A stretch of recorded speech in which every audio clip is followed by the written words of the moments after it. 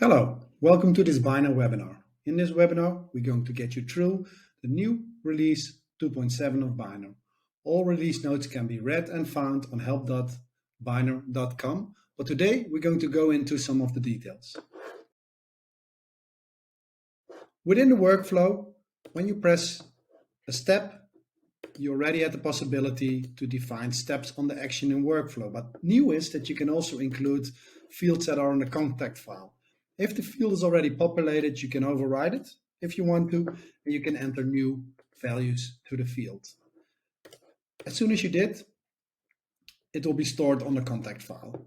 Also, what we did, we included rejection and withdrawn reasons. When I press the reject button, I get an option to define what is the reason of rejection. Okay, cool. So let's show how this works in practice. We're in the form designer of Biner. These are the actions on the workflow actions.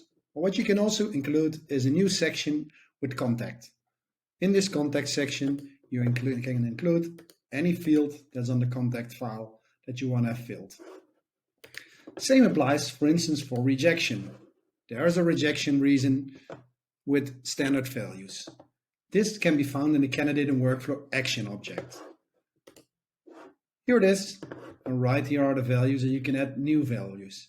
Please take care if you already built something in your application with rejection reasons, make sure to delete it and to also delete it from any form you have active.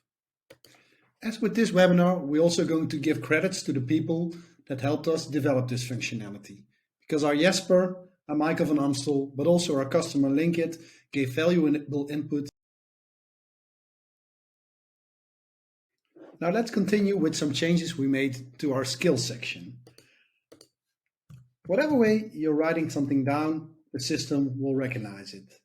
In the past, it would mean that if only one person had this AFA skill and you would delete it, it would not be an option anymore. So we changed that. So when you delete a skill, the skill is already being stored on the backside. One of the other things that our customers asked about is saying, hey, can we make sure that we maintain which skills can be chosen?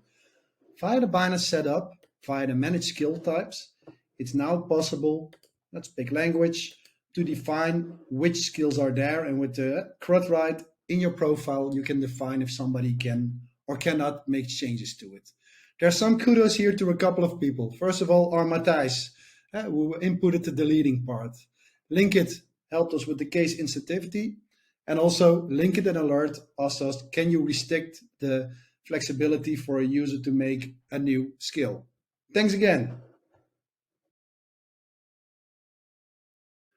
Within our new grid view functionality, we unchecked the checkboxes we checked in the last release. So it's better to start from this point and check it when you want to see all our products in the grid view.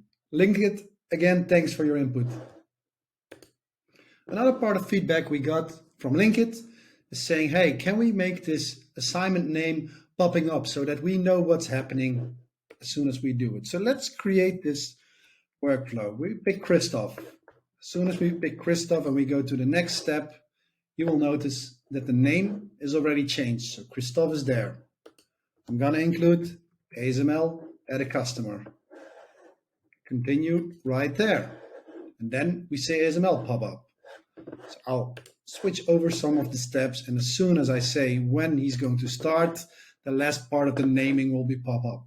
So you know within your wizard already what will be the name of your assignment. For the customers that are using invoicing or debtors within Biner, we made some enhancements to the debtor and creditor object, because normally invoicing is being done from one financial administration, one legal entity. So we made it possible that you can create legal entities that can be linked to a debtor and creditor, and also the underlying administration can store any information on VAT, Chamber of Commerce, bank accounts, whatever you want. Okay, so I'll include also some small changes in the system that I'm not going to show you, but I'm going to explain. First of all, one of the requests from our customer Veldwerk, thank you Veldwerk, came to sync the subject in specific steps in your event fields, meaning that you could include the subject of your event in the email you're sending out. So we have put this in this release.